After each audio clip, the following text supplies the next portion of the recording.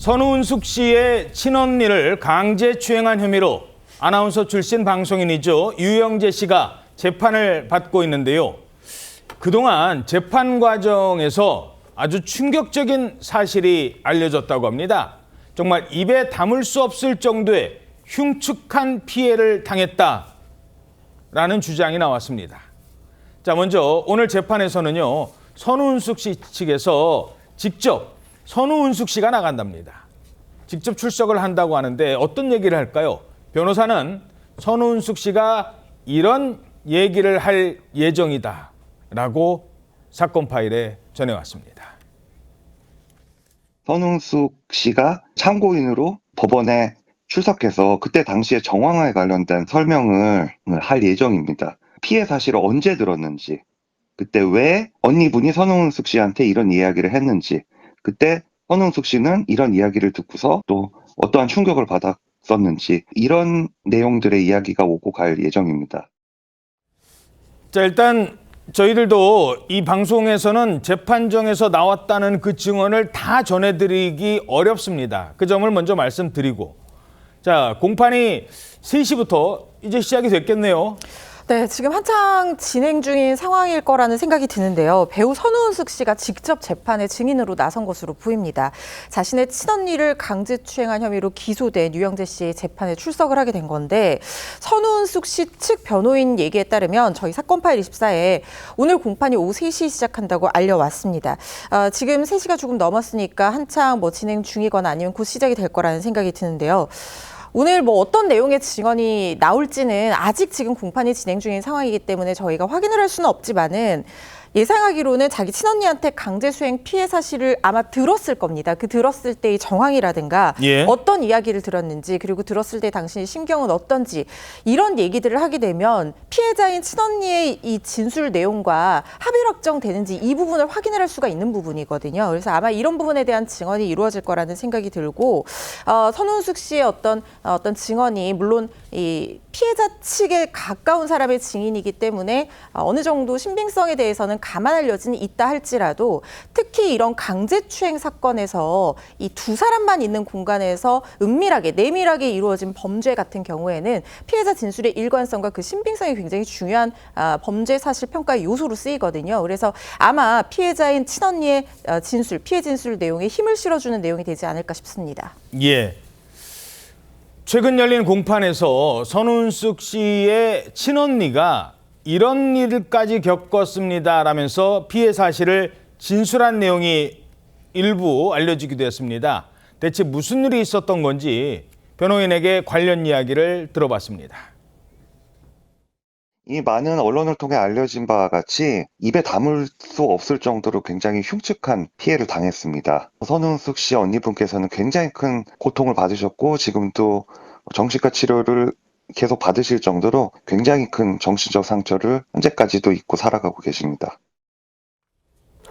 자, 차마 입에 담을 수 없을 정도였다. 변호인조차도 이렇게 설명을 했는데 무슨 일이 있었던 것으로 알려지고 있습니까? 그 선우은숙 씨 친언니가 지난 10월에 발생했었다는, 작년 10월에 발생했었다는 일에 대해서 상당히 구체적으로 진술을 했는데, 다만 거기에 충격적인 내용이 많아서 방송에서는 다 전해드릴 수가 없고 일부만 전해드리면, 선우은숙 씨의 친언니의 주장에 따르면 선우은숙 씨가 어느 날 이제 밖에서 잠을 자고 들어오기로 돼 있었는데, 선우은숙 씨가 없는 상태에서 그 언니가 강아지랑 같이 잠을 자기 위해서 방에서 불을 껐는데, 그때 유영재 씨가 들어와서 선우은숙 씨 언니를 밀치면서 이리 와봐, 한번 안아줄게, 이런 식의 말을 했다고 선우은숙 씨 친언니가 주장했습니다. 예, 그 공개된 것 중에 아주 일부입니다. 자, 더 이상은 저희들이 말씀드릴 수 없고요. 피해자가 왜 이러냐고 따졌겠죠? 이러니까 유영재 씨도 한마디를 했다고 합니다. 뭐라고 했다는 건데요? 네, 친언니가 직접 너 이런 짓 하려고 이렇게 일찍 들어왔냐라고 말을 하니까 응이라고 대답을 했다고 합니다. 그래서 선우은숙 씨 친언니가 유영재를 발로 차면서 너는 왜 계속 나를 이렇게 성추행하느냐라고 따지니까 친언니의 주장에 따르면 이후 유영재가 말을 바꿔서 아니다. 제주도로 내 아내가 계속 골프 여행을 가니 그동안 나를 돌봐주고 가정을 좀 봐줘서 고맙다라고 말을 전했다고 또 이렇게 말을 바꿨다고 합니다. 친언니는 말로 고맙다고 하면 되지 왜 이런 짓까지 하느냐라고 항의를 했는데요. 유영재가 그때 방을 그냥 나갔다고 합니다. 예. 당시 유영재 씨한테 이분은 아내의 친언니, 그러니까 처형이었습니다. 처형한테 자, 이 과정에서 또 뭐라고 했다고요? 그 처형에게 나이 60에 이 정도면 괜찮지 않냐 이런 발언을 했다고 합니다. 어떻게 된 것이냐. 선우은숙 씨의 친언니가 이날 공판에서 다른 날 이루어졌던 더 충격적인 강제추행 피해 내용도 함께 주장을 했는데요. 자, 그날은 동생인 선우은숙 씨가 아침 10시에 유영재 씨를 깨워서 아침 식사를 챙겨달라고 부탁한 날이었다고 합니다.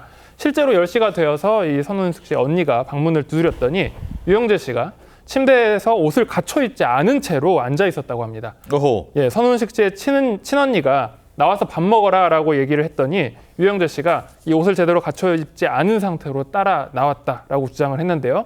이후에 유영재 씨가 자, 나이 60에 이 정도면 괜찮지 않냐라고 얘기를 하고 나아가서 성추행까지 했다라고 발언했습니다. 나이 60에 이 정도면 괜찮다. 자, 이런 식으로 이루어진 강제추행이 5번에 달한다고 주장을 했어요. 그렇습니다. 상당히 장기간에 걸쳐서 수회 이루어진 상황으로 보이는데 일단 피해자 주장에 따르면 그렇습니다. 당시 부부였던 선우은숙 씨와 유영재 씨는 둘 다 배우이자 방송인이기 때문에 집을 비우는 일이 잦았다고 합니다. 그럴 때마다 선우은숙 씨 친언니가 와서 동생부 집안일도 도와주고 살림도 해주는 그런 역할을 했다는 거예요. 필요할 경우에는 집에서 숙식도 하면서 빨래나 청소 같은 살림을 도맡아서 도와주면서 지냈는데 선우은숙 씨가 집에 없을 때 총 5차례에 걸쳐서 이런 강제추행 피해를 당했다는 것이 이 친언니 측 주장입니다.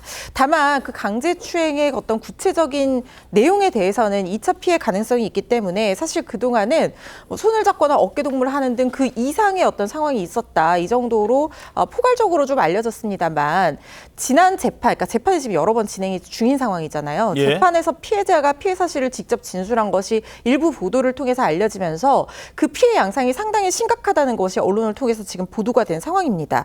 그리고 이런 것들이 지금 사람들로 하여금 충격을 주고 있는 상황입니다. 자, 그런데 이런 의문도 듭니다. 아니, 5번이라면 왜 그 5번의 피해를 겪는 동안 동생한테 얘기를 안 했을까? 동생한테 알리지도 않고 왜 그냥 참았을까? 선우은숙 씨 측에서는 사건 파일 입사에 이런 심정을 전해왔습니다. 다 동생을 위해서. 선우은숙 씨께서 또 오랫동안 혼자 또 생활하시다가 이렇게 재혼을 하셔서 이거를 얘기하게 되면 이제 가정이 결국은 깨지게 되잖아요. 그래서 그냥 마음 안에만 두려고 하고 계속 참았다라고 합니다. 그런데 이게 계속 강도가 심해지고 계속 상태가 안 좋아지는 그 상황이 계속되다 보니까 자, 이미 한 차례 이혼의 아픔을 겪었기 때문에 그 동생이 괜히 내가 그 얘기해서 또 이혼하게 될까 봐 그래서 참았다는 거군요. 그렇습니다. 동생 생각에 참았다고 하는 것인데 최근 공판에서도 선우은숙 씨 친언니가 비슷한 심경을 털어놓은 적이 있습니다. 그때 뭐라고 그랬었냐면 동생이 첫 이혼 때 굉장히 많은 스캔들이 있었다. 그리고 18년 동안 동생이 혼자서 외롭게 사는 모습을 봤다. 그런데 내가 강제추행 당한 이야기를 동생한테 하면 동생이 너무 큰 충격을 받을 것 같아서 그냥 나 혼자서 덮고 처리하려고 했다. 예. 그렇게 말을 했었고 또 이제 선우은숙 씨가 과거 방송에서 친언니에 대해서 엄마와 같은 존재다. 라고 얘기를 했었거든요. 굉장히 자매가 돈독했었다고 하는 건데 과연 그런 선우은숙 씨가 친언니의 강제추행 사실을 전해 들은 뒤에 심경이 어땠을지 그거를 오늘 아마 공개할 것으로 보입니다. 예. 자, 유영재 씨는 이에 대해서 관련된 혐의를 강하게 부인하고 있는 것으로 알려졌습니다. 죽어도 끊어지지 않는 성추행이란, 죽어도 지워지지 않을 형벌과 같은 성추행이란 프레임을 유영재에게 씌웠습니다. 내가 이대로 죽는다면 더러운 성추행이 사실로 끝날 것이므로 법적 다툼을 하게 됐습니다. 자, 이주인 변호사님. 그러면 유영재 씨 입장도 좀 알아봐야 될 텐데 유영재 씨는 어떤 입장인 겁니까? 그 강제추행 혐의와 관련해서는 본인은 전혀 그 사실을 부인하고 있습니다. 경찰 조사에서 검찰 단계까지도 혐의의 일체를 모두 부인하고 있는데요. 검찰은 혐의가 있다고 보고 유영재를 10월 18일 불구속 기소한 상태입니다.